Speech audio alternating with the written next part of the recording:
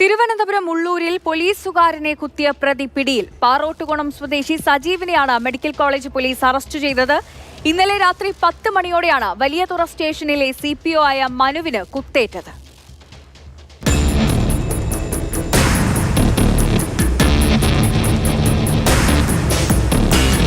CPO മനുവിനെ കുത്തിയ ശേഷം ഓടി രക്ഷപ്പെട്ട സജീവിനെ ഇന്ന് വെളുപ്പിനാണ് പോലീസ് പിടികൂടിയത്. മണ്ണന്തല ശ്രീകാര്യം മെഡിക്കൽ കോളേജ് സ്റ്റേഷനുകളിൽ നിരവധി കേസുകളിൽ പ്രതിയാണ് സജീവ്. ഇന്നലെ രാത്രിയാണ് സംഭവം നടക്കുന്നത്.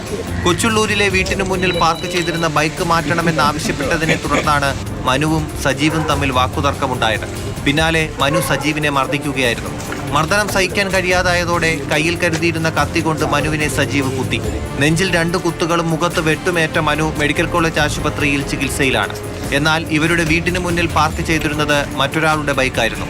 സംഭവം കണ്ട അയാൾ ബൈക്കുമായി രക്ഷപ്പെടുകയും ചെയ്തു. അതിനിടെ രാത്രിയിൽ സജീവിന്റെ ബൈക്ക് മനുവിന്റെ ബന്ധുക്കൾ കത്തിച്ചു. അഗ്നിശമന സേന എത്തിയാണ് തീയണച്ചത്. ബൈക്ക് കത്തിച്ചതിന് മനുവിന്റെ ബന്ധുക്കൾക്കെതിരെ കേസും എടുത്തിട്ടുണ്ട്. പ്രതിയെ സംഭവസ്ഥലത്തെത്തിച്ച് തെളിവെടുപ്പ് നടത്തി.